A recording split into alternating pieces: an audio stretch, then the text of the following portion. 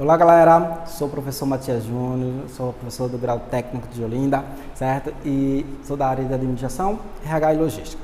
E hoje eu trouxe para vocês um assunto muito legal e muito bacana, que é distribuição de transportes, né? Essa distribuição de transporte, ele fala também do estoque que deve ser posicionado próximo aos consumidores, certo?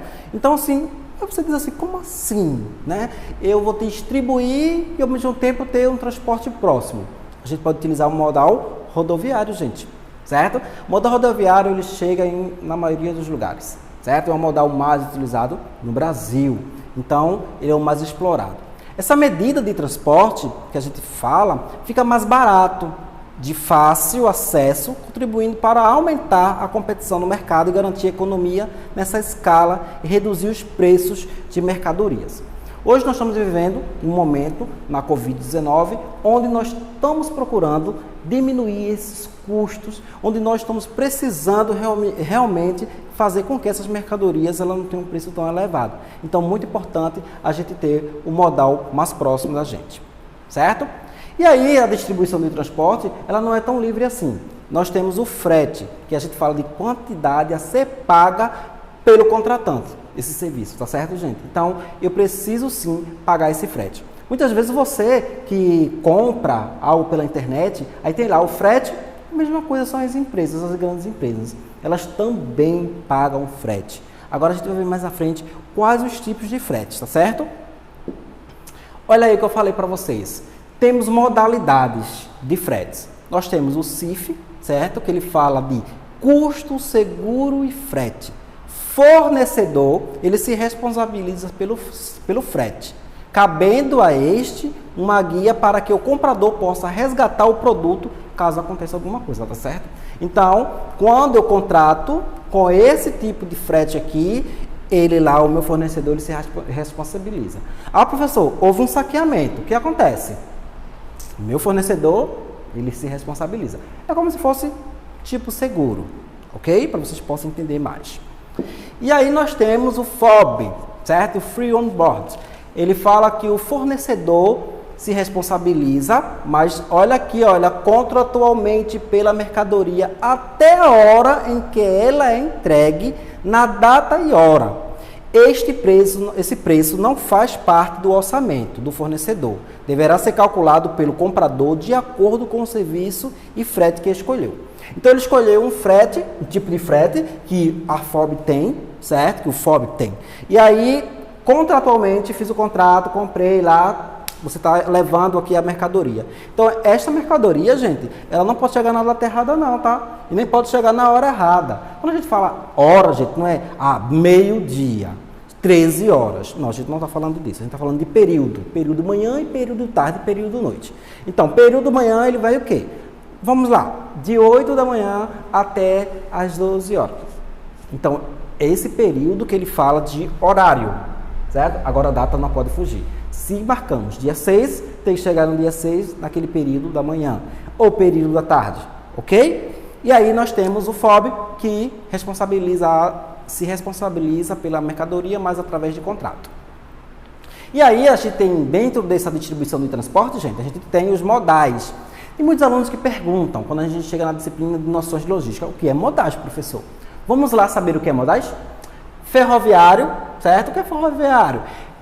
A gente tem o metrô, a gente tem o trem, certo? Ele faz parte do modal rodoviário. Ele tem baixo valor, ele é lento, referente a outros modais, tá certo, gente? E matérias-primas. Então, esse tipo de modal, ele não vai carregar produtos caros. Ele vai carregar produtos que têm um preço menor. Rodoviário, mais utilizado no nosso Brasil, produtos acabados, semi-acabados, perecíveis. Agora, ele é rápido e tem um custo alto. Professor, você não falou que é mais barato? Dependendo da localização, tá certo, gente? Mas o modal rodoviário, como ele é o mais utilizado, ele se torna um pouco mais alto, dependendo da região. Aeroviário, ele é caro, rápido, seguro, sem necessidade de esforço nas embalagens. Porém, certo? Ele tem a palavrinha caro aqui, tem muita gente que foge dele. E aí, mas ele é mais seguro e mais rápido. Temos o hidroviário, ele vai trabalhar com operações internacionais, condições meteorológicas tipo containers. Então, se você for hoje, certo, no porto, a gente tem o porto do Recife e temos o porto do Suape. Se você for verificar, você verifica de longe, aquele navio ele é bem pequenininho. Mentira. Quando ele chega perto, você chegando perto, é um monstro de navio. E aí, ele depende muito, como ele está falando aqui para a gente, das condições climáticas, que são, às vezes, atrasam. Por conta dessas condições, às vezes o navio ele não pode sair do porto e aí termina demorando mais. Porém, certo, dentro do modal hidroviário, nós vamos utilizar containers. Quero carregar caixas. Vai não.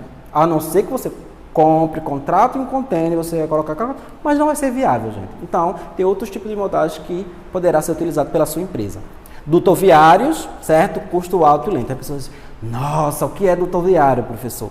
Aí, vou falar uma coisa para vocês. Teve um aluno que chegou para mim e perguntou, aqueles canos da Compesa, professor, como é? Aí eu fiz, gente, aquilo não é cano, certo? Aquilo é um duto, aonde vai liberar água em grande escala para determinado bairro, determinada cidade.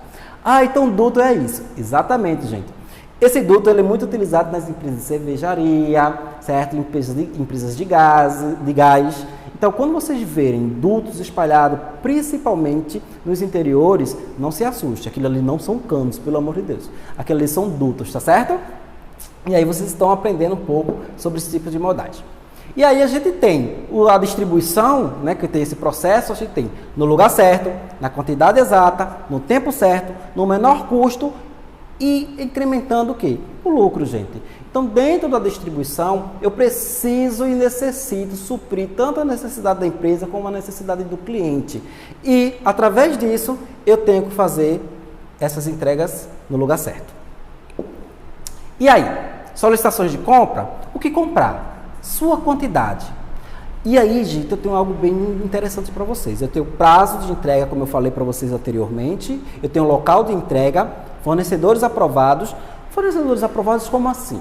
Minha empresa, ela pode selecionar vários fornecedores, certo? Porém, eu vou comprar com aquele que me dá melhor prazo, aquele que me dá melhor preço para pagamento. Tem alguns pagamentos que podem me dar 30, 60 e 90, tem empresas que lá não me dá essas condições. Então, aquele fornecedor foi aprovado porque ele tem qualidade, ele tem preços acessíveis para mim. Especificações técnicas também, ele é bem importante quando eu vou fazer a compra, o técnico, né? A situação, o material técnico, ele é bom, né? A marca é boa, então ele entra com essas especificações e últimos preços, eu tenho que estar sempre linkado, né, nesses preços. Hoje, como a gente está vivendo nesse momento, muitas feiras livres que a gente vai verificar, e aí a gente vai comprar um produto que ele está sendo bastante procurado, que é a laranja e o limão. E aí sempre, quando a gente vai perguntar quanto é a laranja, aí 5 laranjas é R$2. Aí a gente pergunta, poxa, na semana passada não era R$1? Aí ele faz, aumentou. Então a gente tem que estar ligado sim nos últimos preços para a gente não sofrer no bolso. Coleta de preços, pesquisa de preço, não tem como fugir. Prazo de entrega, não tem como fugir. Condições de pagamento, como eu já falei para vocês.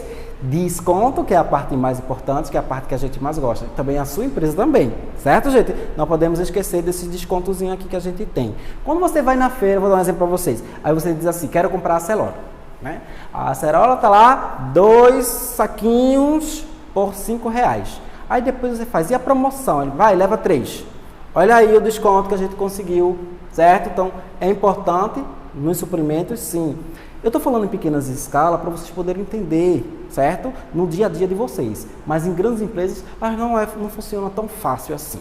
Mas, as especificações, como a gente falou. Como é que eu faço, professor, para analisar esses preços? Eu tenho que fazer um comparativo, gente, entre fornecedores. Eu não posso, certo, negociar com um só fornecedor. Eu posso, sim, ter 2, 3, 4, 10 fornecedores. E com ele faço o comparativo. Mas eu tenho que ter qualidade, entrega, horário, se ele vai ter todas as especificações. Teve, eu vou naquele ali, certo? Muitas vezes eu termino indo naquele que é um preço mais salgado, porque ele vai me entregar com certeza na data correta e no lugar correto. Então, por isso que eu tenho sim que analisar não só o fornecedor no preço, certo? No total, mas eu tenho que analisar ele no preço principalmente.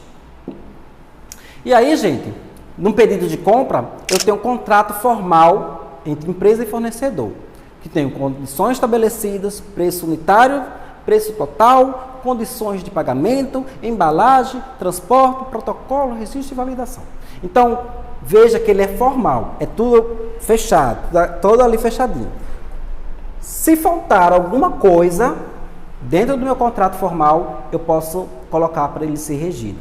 Faltou, aqui ó, não está informando o preço unitário, certo? Só está formando o preço total. Ah, professor, é só ir lá e dividir. Não. No meu contrato ele informa, ele pede para ser regido que o preço unitário ele seja informado sim, certo? Então, dentro dessa situação, gente, é muito importante, porque está em contrato.